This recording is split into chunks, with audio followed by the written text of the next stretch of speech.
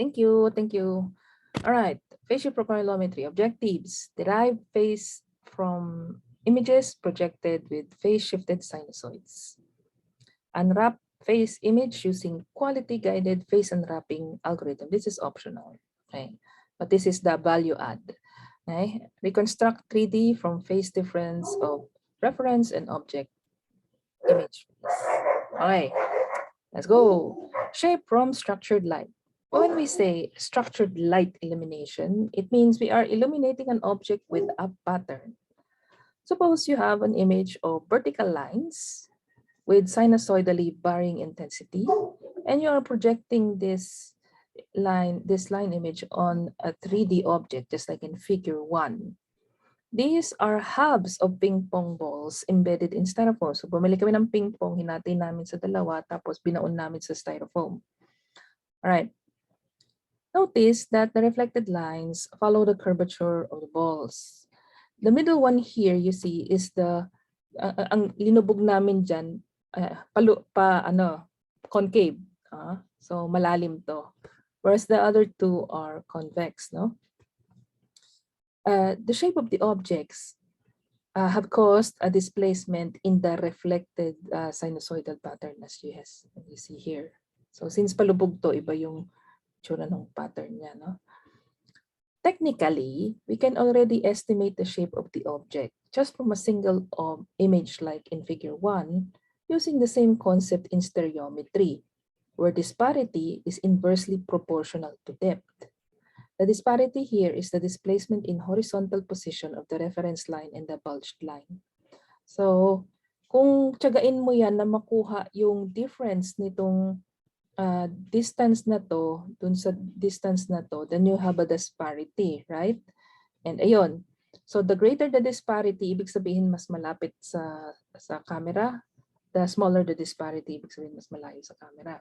Okay? So, technically, you can measure the disparity, estimate the disparity, and therefore estimate that depth. May tumataas ng kamay, yes? No, ma'am. Doon po sa figure 1, tama po na yung nasa gitna is nakalubog po. Yap, nakalubog. Okay po. So, yung kalahati, ito yung kalahati ng ping pong na palubog naman siya. Okay? So, malalim to, kumbaga. Ito naman nakaumbok. Okay? All right, as I was saying, the disparity here is the displacement in its horizontal position with reference line, the bulge line. But using this new technique that we will learn today, facial profilometry, we can instead estimate the phases of the intensity patterns for all pixels on the image. And getting the phase difference between that of a flat reference object and that of a 3D object, we can then reconstruct the shape of the 3D object. Okay. All right. How does it go? All right. Consider n intensity patterns of vertical sinusoids, each phase shifted by k 2 pi over n, where k equals 0 to n minus 1, and n is an integer. So n can be any number actually. So, but for convenience, let's have n equals 4. Then we have 4 phase shifted sinusoidal patterns. Itong mga sinusoids na to, pa-project natin isa-isa to our object and capture an image each time. So we will have 4 images. And the 4 images can be expressed as intensity functions given by I1, I2, I3, where each of them is equal to I0 xy plus some I modulation xy times some cosine and the phi. And the phi here includes yung sinusoidal fringe and of course the surface of the image, the phase difference due to the surface of the image. Here, I0 xy here is the average background intensity. I mod xy is the intensity value of the fringe pattern. And phi, nilumabas yung phi. And phi xy is the phase value of xy. Okay? Now, looking at these equations, no? Kasi cosine phi plus pi 2, we can express that as minus sine, right? Cosine phi plus pi, that is minus cosine, right? And cosine phi plus 3 pi over 2 is plus sign, right? So we can rewrite them as follows. And then we subtract like terms. For example, yung parehong may sign, subtract natin. Like I4 minus I2, then we get 2I mod, okay? And also I1 minus I3, since pareho silang may cosine, becomes 2I mod times cosine. All right. And from there, we can, by getting the ratio of these two, we can get tangent phi, no? Tangent phi. Or to get phi, the phase image, we get the inverse of the ratio of I4 minus I2 over I1 minus I3. Easy, huh? So imagine niyo kung paano lang gagawin yan. Ano? Prepare sinusoidal images, H phase shifted by pi over 2 in this case. All right. And then take a picture of each. I1, I2, I3, I4. And then compute this. There, you get the phase image already. Okay. Note, the inverse tangent values, of course, will range from negative pi to pi. And so the phase values in phi, xy, in equation 4 will wrap around to minus pi when the phase exceeds pi, kind of like how interferogram patterns look like. Therefore, the phase images will need to be unwrapped. Okay, all right. So phase unwrapping means adding integer amounts of 2 pi to pixels that have jumped or to pixels that have jumped from minus pi to pi. Ibig sabihin, yung neighboring pixel niya, pi, tapos siya biglang naging negative pi. So we have to add 2 pi to that. Now many unwrapping technique, phase unwrapping techniques are already built in scientific software, MATLAB, kunyari, Python even. But often there can be unwrapping failures, such as when the phase image is noisy, undersampled, or discontinuous. Thus, there are phase unwrapping techniques that try to find the pixels where unwrapping failure might occur and unwrap them last. Okay, these are called quality-guided phase unwrapping methods, and they work by creating quality maps based on phase values of neighboring pixels, and those pixels having high quality are unwrapped first following an unwrapping path. And also, contributed code to perform quality-guided unwrapping, phase unwrapping is available too, as in example shown in 2 for MATLAB. Okay, papers for quality-guided phase unwrapping. This is a good reference. Explains how it does, and it's a comparison of quality maps and grading strategies. Okay. Now, suppose na unwrap na natin yung phase image, both for the object and a reference plot. Now we convert the phase to height. Okay. Ganito yung setup ng phase shift profilometry. So you would have projector projecting the sinusoidal or fringe patterns on the object. And then you have your camera capturing the image for each of the phase shifted fringes or phase shifted sinusoids. The camera and the projector are separated by a distance d. The plane of the camera and the projector is a distance L from the reference plot or the reference plane. Okay, and the height of the object is ZW. Okay, so an object, a point S is seen as a point P from the camera. Well, the fringe actually is up without the object, it projects at a point A. All right. Now, from this diagram, we see that ZW can be expressed as L times P. P here is the frequency of the fringe. Delta Phi is the phase difference between the flat and the object over 2 pi d plus P. Again, the fringe frequency times delta Pi. Ilang ng backslash P, XY. All right. And that's about it. Okay. All these are constants, and all you have to do is compute the difference between phase difference between object phase and image. Phase object phase image and reference flat phase image. Okay. Now,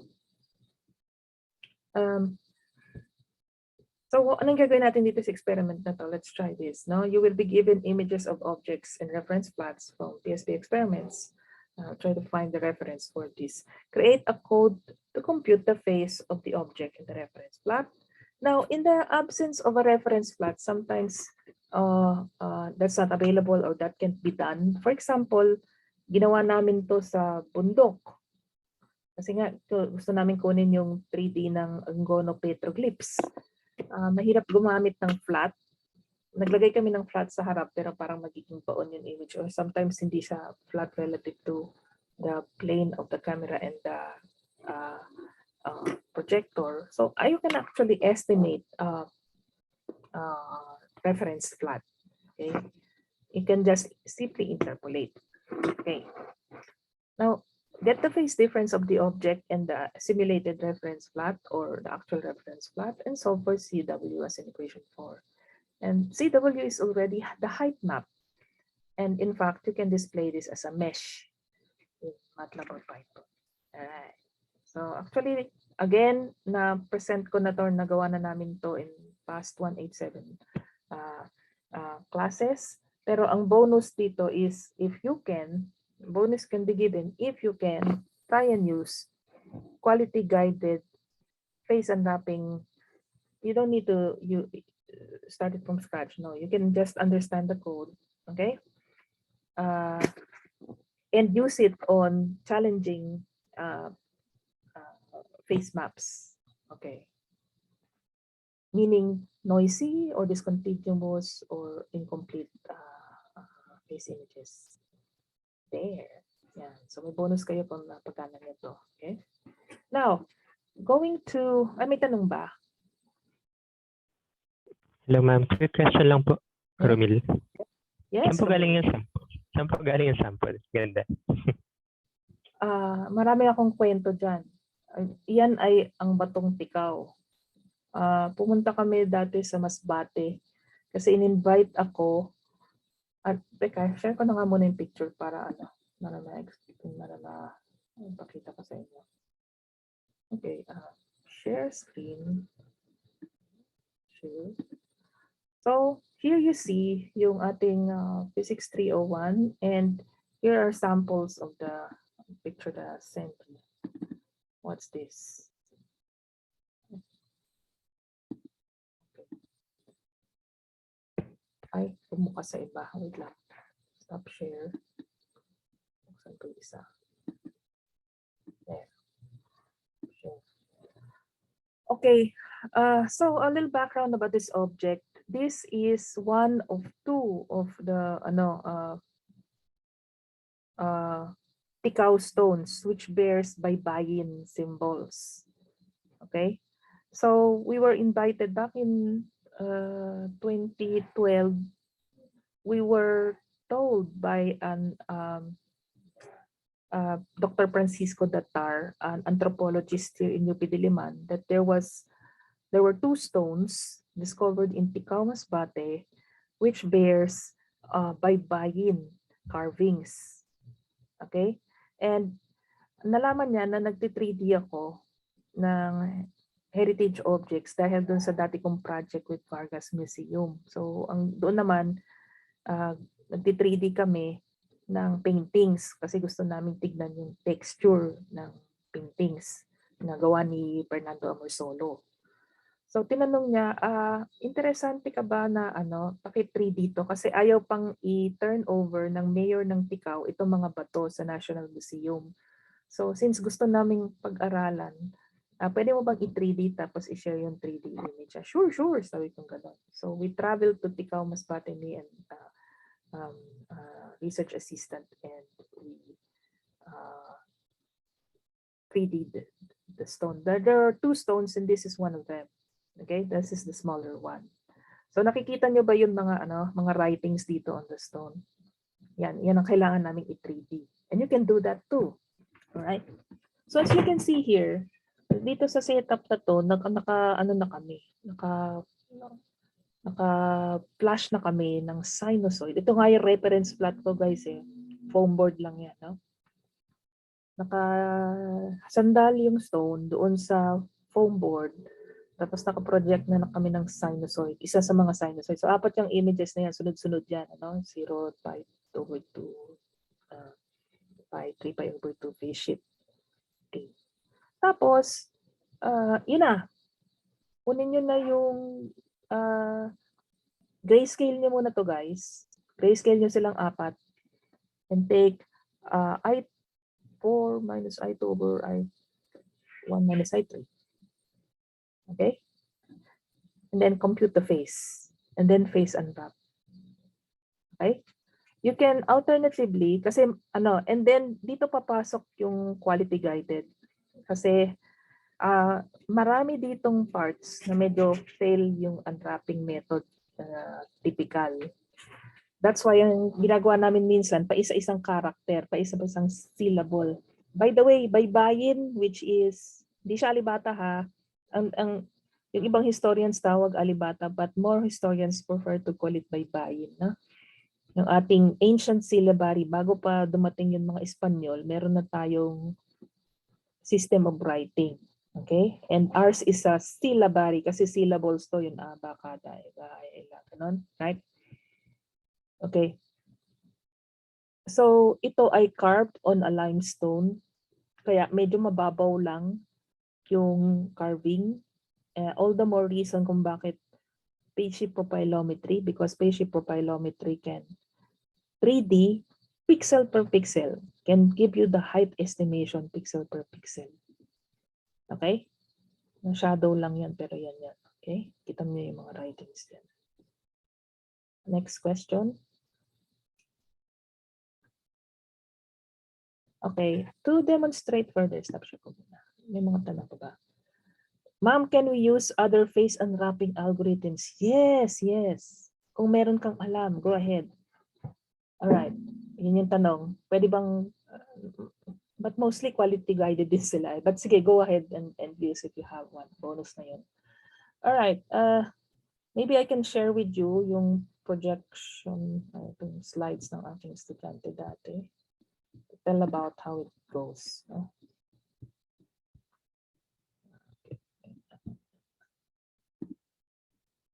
Right. By the way, ito ay thesis slides ni Ritz, our very own Ritz and Aguilar, Dr. Ritz. So share ko lang yung screen. Okay, related works, share. Okay, yung MS thesis ni Ritz ay pina-revisit ko sa kanya yung phase shift profilometry kasi yun na nga, marami kaming failures na nakita dito sa mga 3D namin.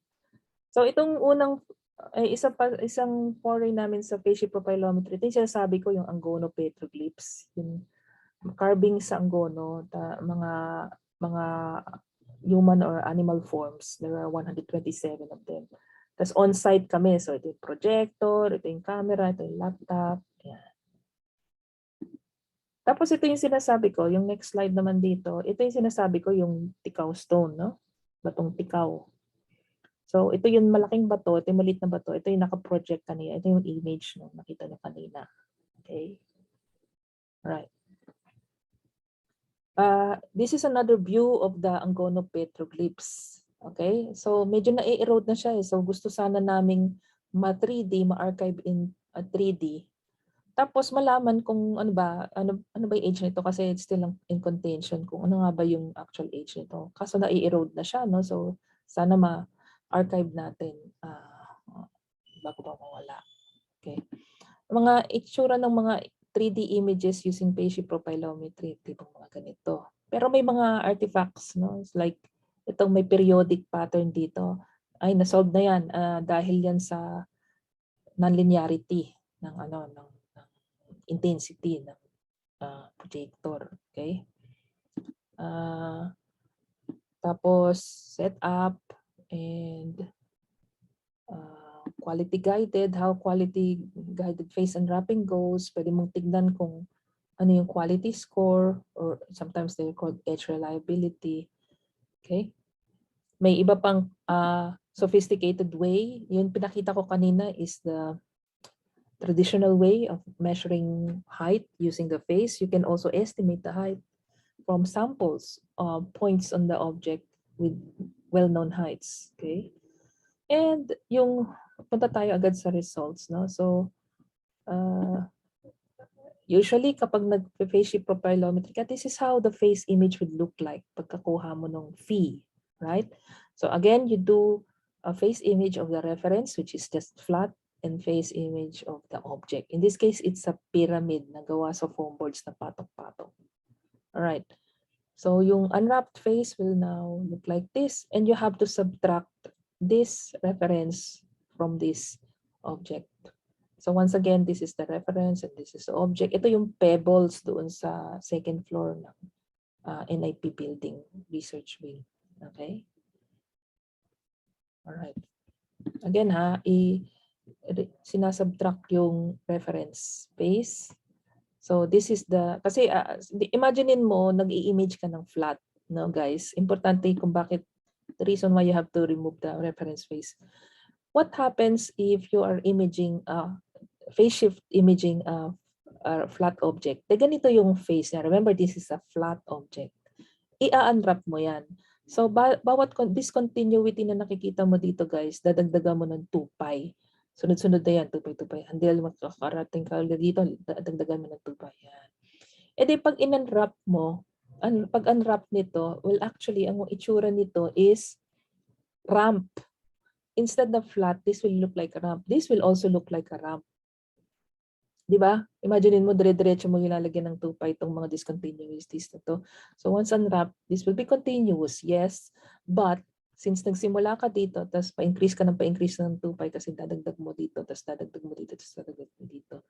The reference face image would look like an increasing ramp. Which is like this, no? Parang pataas na ng pataas. Tapos yung object ganun din, no? Kung yung object face unwrap ka, ayun din, meron siyang parang nakasakay siya sa rampa, pataas ng pataas. Okay? Baliktad ata yung ibig ko sabihin ng pataas ng pataas. But anyway, the point is, kailangan mong tanggalin yung level na yon, yung rampa na yon. Which is why after subtracting, no, mas makikita mo yung detalye, no? Kasi maiiwan na lang, tatanggal yung ramp at maiiwan na yung face map, no, actual difference, face difference. And this face difference is proportional to the height. Okay. Yan. So yan yung mga pebbles. Okay? Oh, marami pang samples. So ito styrofoam na sinunog using soldering gun para medyo maka-etch. Ang kwento nito, hindi kami makapunta sa Angono petroglyphs, kaya gumawa na lang si Ritz ng replica. So trinay muna namin sa styrofoam. Ano kaya paunan natin ng mainit na soldering gun yung styrofoam. Okay. So yeah, 3D. So by the way, again kung walang reference flat, pwede namang i-estimate kung ano yung ramp. Kasi pag na-unwrap nyo to, mukha talaga siyang nakatagilid, may ramp. So one way, as I was saying, one way of interpolating the ramp-like structure sa background niya is by interpolation. Right. So if you roughly look at this, interpolate this into squares, no, into very coarse squares, and then further interpolate using bilinear or bicubic, you get possibly an estimate of the reference flat.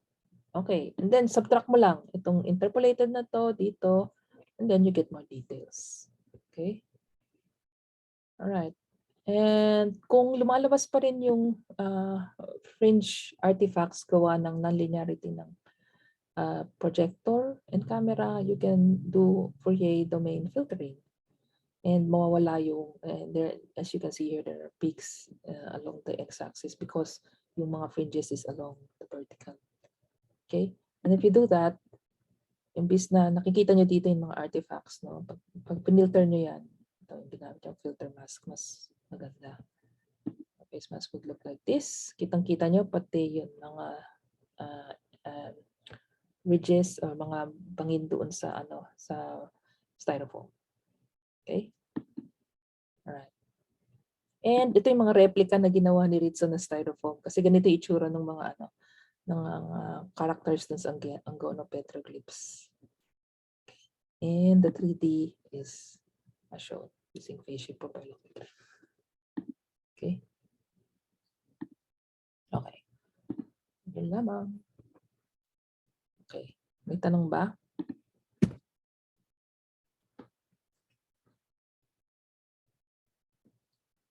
Okay. Teka.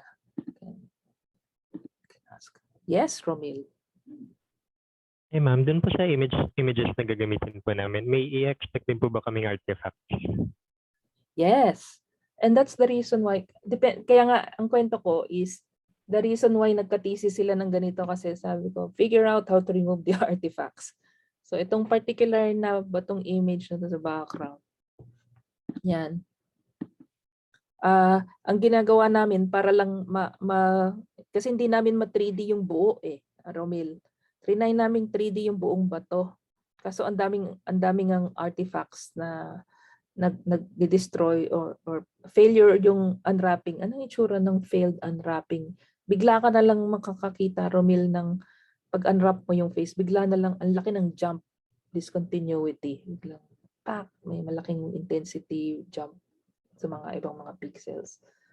So napilitan kaming isa-isa munang characters, tapos iwasan natin yung parati kasi kunyari may pixel dito na parating pag pinaste and wrap namin, parating ito ng ito yung nagfe-fail. So ginagawa namin, ina-avoid namin siya.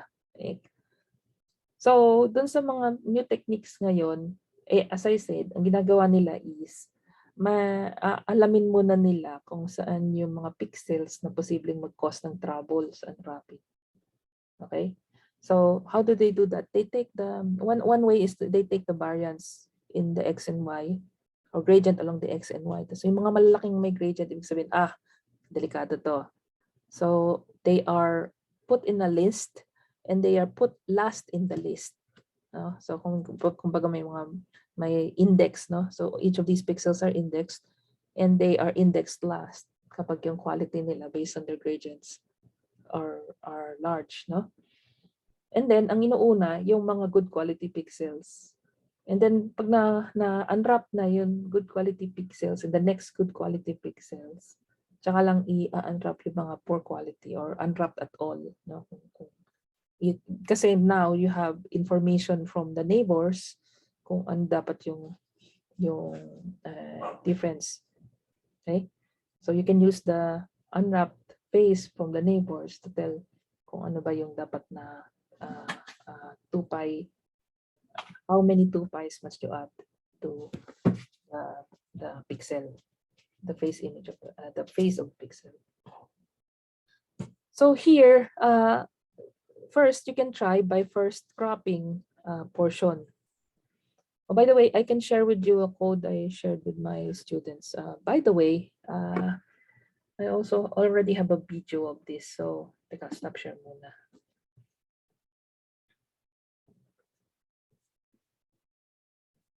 Teka lang my video. Tanong pa? Sige lang, tanong pa please. I'll pull up my video.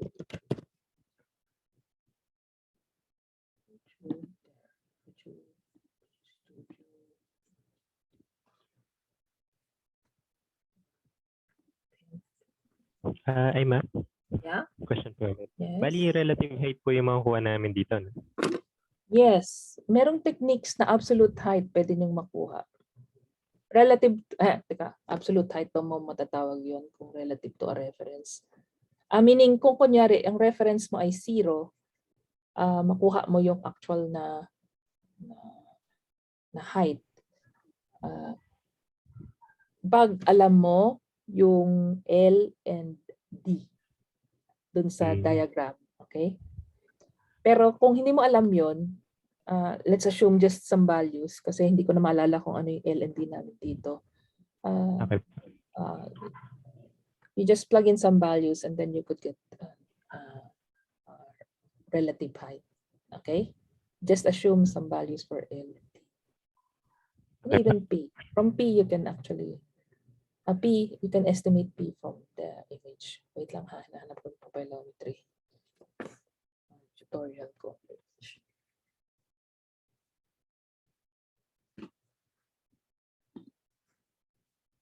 Yun. Yeah. Okay. Okay. All right. Sharing screen dito sa step 2.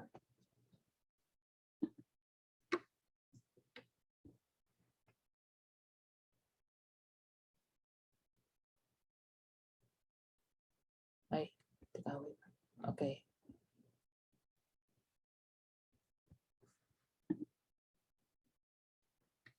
So, pwede nyo bang kunin to? Kasi nandito yung discussion ko ngayon.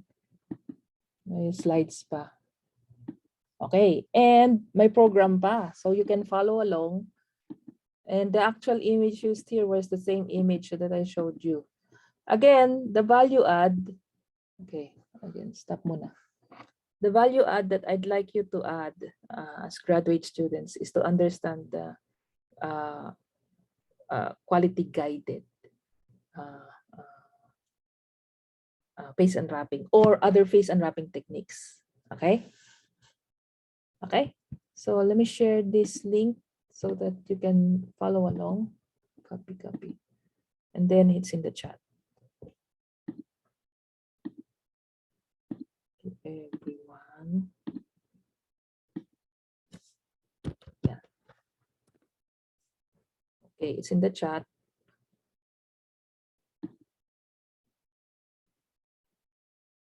Okay. All right. May tanong ba?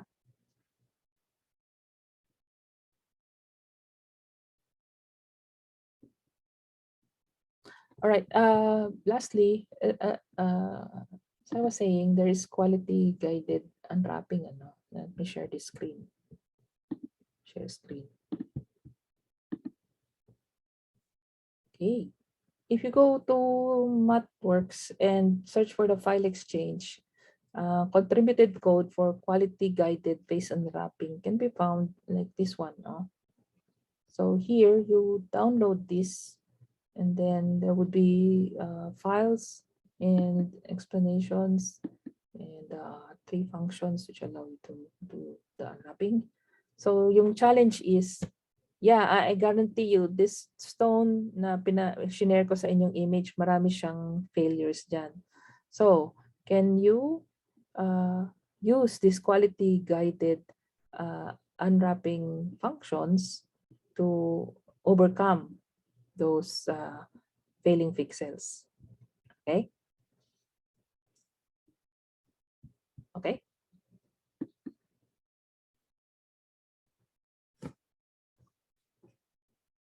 Questions?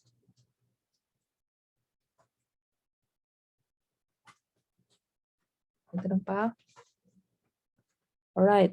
Kung wala na, again, I can open the Zoom for a tutorial.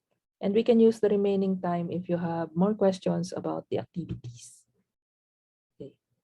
Sige, dito nagtatapos ang aking lecture and I declare na ito na yung last activity natin, guys. Okay? So, 8 activities out of 10. Yes, Janelle. Ay ma'am, yung deadline po ng activity ngayon is sa June 3 po, no? Or sa Well, lahat na po ng activities? Well, actually, pwedeng hanggang June 3 lahat ng activities. Di naman ako stricto. Okay po. Thank you, ma'am. If that's what you mean to ask. Okay. As you requested, ma'am, maglagay lang kayo ng deadline dyan para mapilitan kami. Sige. Pero willing naman ako mag-accept even beyond these are just placeholder deadlines. Sige. Sige, magtanong na kayo. Tulad masaya yung tutorial natin last time. Baka may tanong pa kayo tungkol sa mga activities.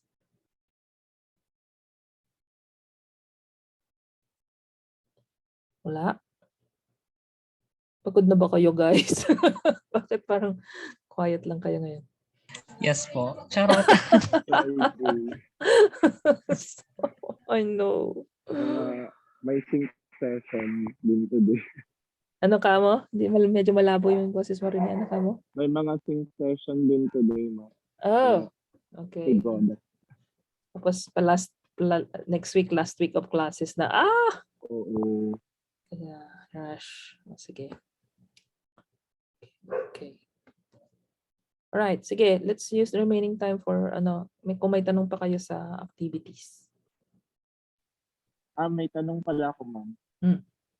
Doon sa phase shift profilometry, di ba 4 na phases yung gamit?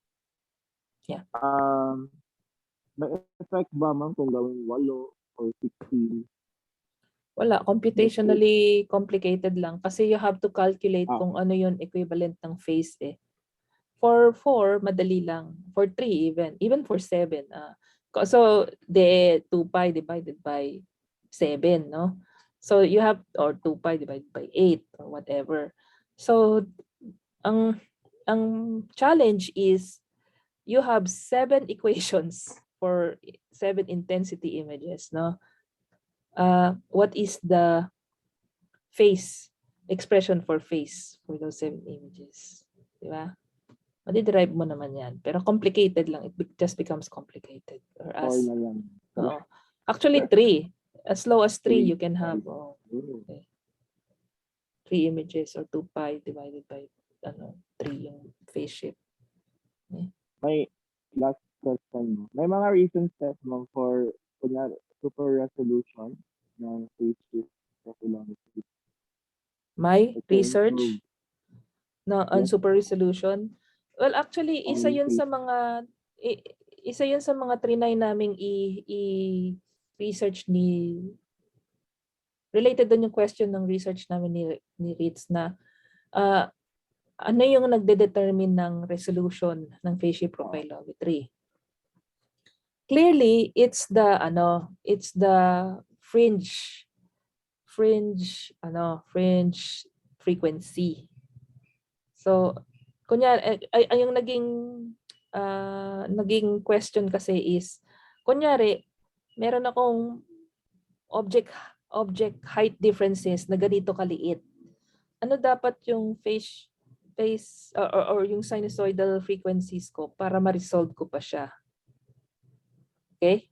So, sa thesis ni Rich, na-figure out niya na, okay, may parang halos, Nyquist sampling theorem ang effect. No, if you require a height resolution of this many submillimeters, no, ito dapat yung, kumbaga may frequency ka na dapat na gagamitin. Okay? Tapos, you will notice na pwede mo naman kasing i-zoom in yung image, di ba? Oo, kasi ang ganda ng mga cameras natin ngayon, zoom in mo, kita mo na, pati yung nunal ng bato, right? So, ibig sabihin, yung mga naproproject mong, yung project mong lines, ay magzo-zoom in din. Well, actually, yung frequency yung P dito sa equation na to, is actually yung frequency relative doon sa pixel spacing. Alam mo bang at the minimum, syempre, yung pinakamaliit na sinusoidal frequency na pwede mong i-generate is ang period niya ay 2 pixels. Imagine mo yun, nagpo-project ka ng 2 pixels. 2 pixel width. 1 pixel is black, 1 pixel is white. Imagine mo nagpo-project ka ng ganun katinis na na sinusoid, right? Pero yun yung limit. Okay, so yeah, we were figuring out, okay, ano ang magde-decide? Paano mo i-decide ano yung settings mo sa phase shift profilometry para ma-resolve mo yung depth na kailangan. So marami siyang gamit, guys. Ginagamit siya sa semiconductor industry para i-3D yung mga parts. ginagamit din siya sa heritage object reconstruction in 3D. This is, although gumagamit din sila ng stereometry for heritage or cultural property 3D reconstruction. Itong phase shift profilometry, mas pino kasi pixel per pixel meron kang value. Whereas yung ginawa natin last time, profilometry, estimate lang. Itinatansya niya lang kung ano yung height in between known matching points. Okay, so stereometry kasi di ba nagmamatch tayo sa dalawang pictures. Dito, pixel per pixel, may value ka ng height. Kaya very, very resolved yung height. Per pixel, meron kang height estimate. Okay. So bagay siya doon sa mga sculptures na kailangan mong malaman, okay, very fine detail. Okay. Madalas din siyang gamitin, alam nyo guys, sa mga car crashes. Okay? So 3D nila yung mga panels ng kotse na dent dahil sa crash. Alam nyo bang ginagamit din tong structured light to correct the dents? Nagpo-project sila ng fringes on the dented car para malaman kung ano nabalik na sa dating shape yung surface ng kotse. Okay.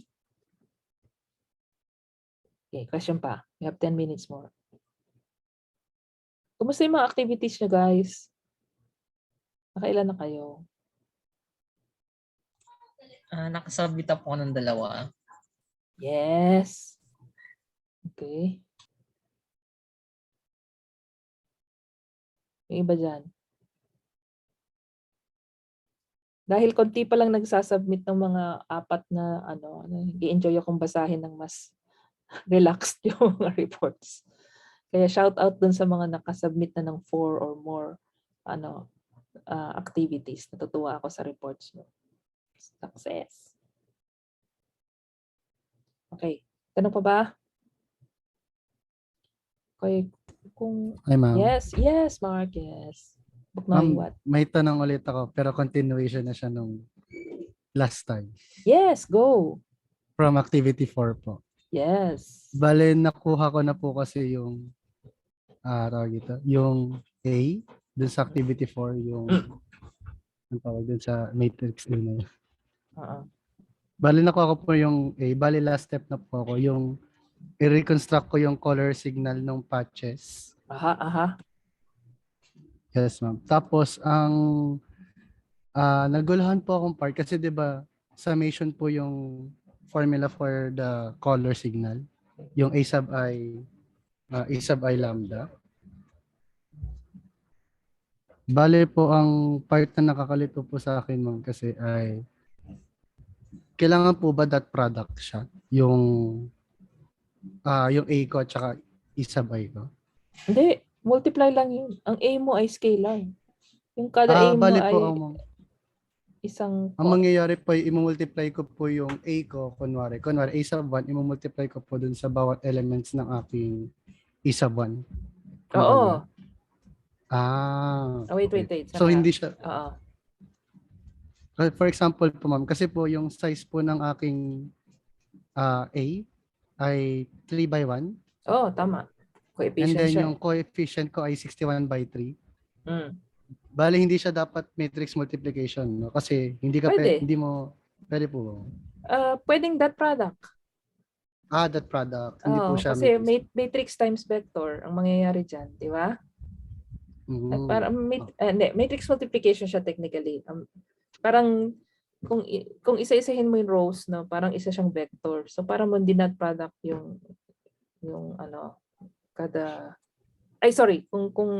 kung inimagine mo na yung tatlong spectra, eigenspectra, nakahilera yan, So para mong kinonsider na yung 3 at a time, para siyang isang vector corresponding to the first Bali po ma'am, 'di ba, parang kunwari, kasi yung tawag dito, yung eigenspectra ko, first column ay E sub 1, 'di ba?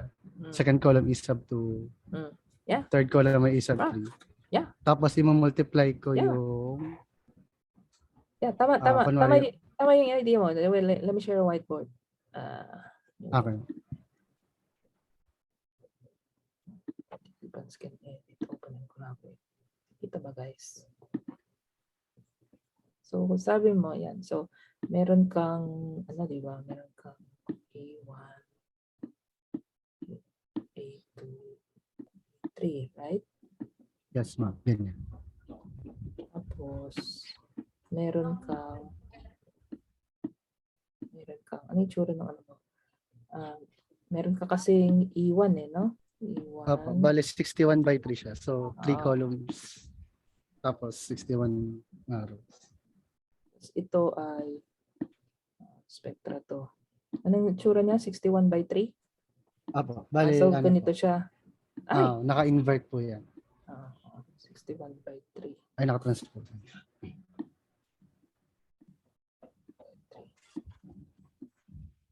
Okay, tama. So, paano mo i-ano to? Paano mo i-multiply to para tama yung sinabi mo na A1 is multiplied to all components of Opo. E1. Yun yung iniisip ko sa ngayon kung paano ko siya gagawin. Or, Suppose kinalito mo yan. Ay, hindi. Ganito. Ito. 3 by 1. Di ba? opo, Anong itsura niyan? O, di 61 by 1 na. Diba? Diba?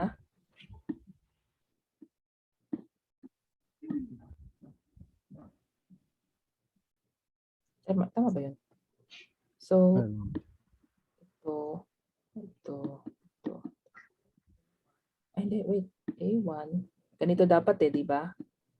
Plus A2. ganyan. Plus A3. A3. A3 times, ano. Pag Tapos ganito, yung mga EI arrays siya. teka, wait. Ang pag ganito, mangyayari is, ay, mali. Pag ganito, ang mangyayari is, ito yung mamumultiply ng A1. Hindi yung buong ito. No? Tama? Oh, parang iniisip ko nga po kasi parang pwede siya i-dot product. Pero po kasi baka mag-sum yung mga isaban and hindi yun yung Hindi, dapat mali ito. Mali yan. Mali. Kaya hindi ko rin po alam kung paano ko siya ihikip. Kumbaga. Teka, meron pa yan. Teka, what if, ito, 3, 1, tapos ganito, nangyayari pa ganyan. Nangyayari pa ganyan. Ito yung magiging 1 by 61, di ba?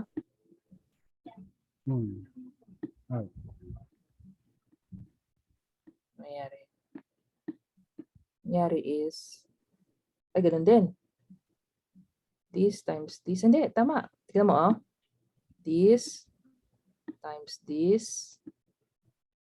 Ay, hindi. Magpa-plus pa rin. Magpa-plus pa rin siya. Hindi pa rin. Nope.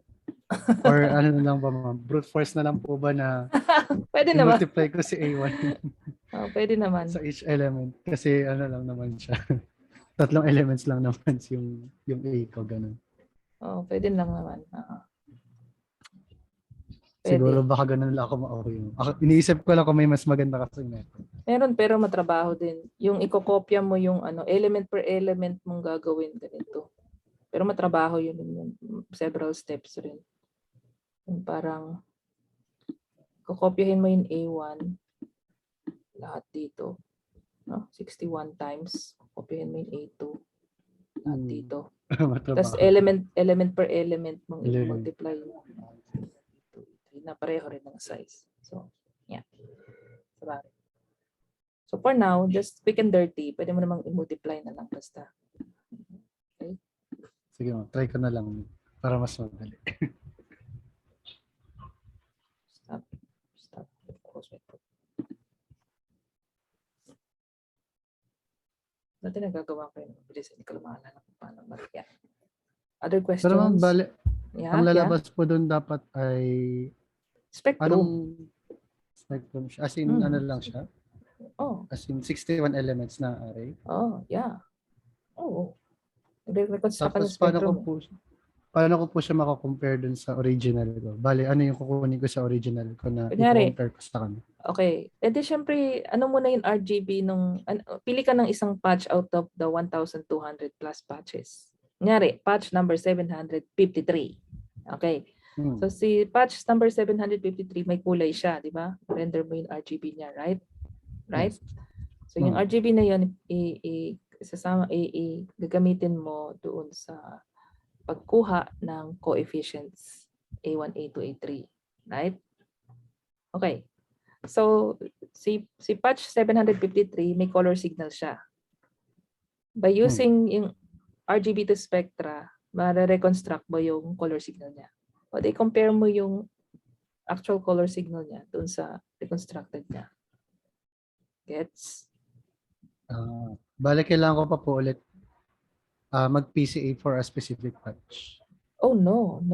Or, The color signal is simply the reflectance times the light source, di ba? Right? oo nga. Tama mo. Okay. Tama mo. Yon. So pwede mo nang i-compare yung actual color signal. Okay? Okay. Bali, yan ako na lang. Parang matrix multiplication ng isang patch. Yep. Okay. Matrix multiplication ng isang patch, element per element multiplication ng light source at saka Nandiyan ka pa. ng reflectance ng isang patch. So yun Yes, yun yung actual, no? Tapos yung Okay. recovered yun yung makukuha mo from RGB to spectra. Hmm. You see digital RGB and the coefficients. Okay? I hope that helps. Okay. Okay. All right, it's 7 o'clock. Kung wala nang tanong, Thank you, ma'am. okay, going once, going twice. I can still see you on the 25th. I'll open the Zoom for the tutorials, okay? And even beyond that. Ma'am? Yep. Ma'am, last na po. Dun sa reference na flat face. Hindi po ba kayo magbibigay ng 4 na pictures din na wala yung bato? Hanapin ko. Ay, Kaya yung sabi ko dyan sa text is pwede mo ring i-estimate. Once you've reconstructed this image ng object lang, mapapansin mo na the unwrapped face looks like it's going up and up and up. So para kang Yes, pwedeng naka-ramp. mag-fit. Pwede kang mag-fit ng ramp dito sa unwrapped face. Tapos iyon yung isasubtract mo. pwede ba ma'am mag-crop na lang kami ng small portion sa white background, Yes. then reconstruct Pwede rin. it, then interpolate na lang? Ay, teka. Ang danger ay yung face value niya doon is different doon sa location na yon kaysa doon sa kung saan mo na-crop. Okay? Kasi di ba Yes. that's why it's increasing yung ramp siya increasing in value siya So kung na-crop mo siya bandang hindi kahilera nung baka hindi pareho yung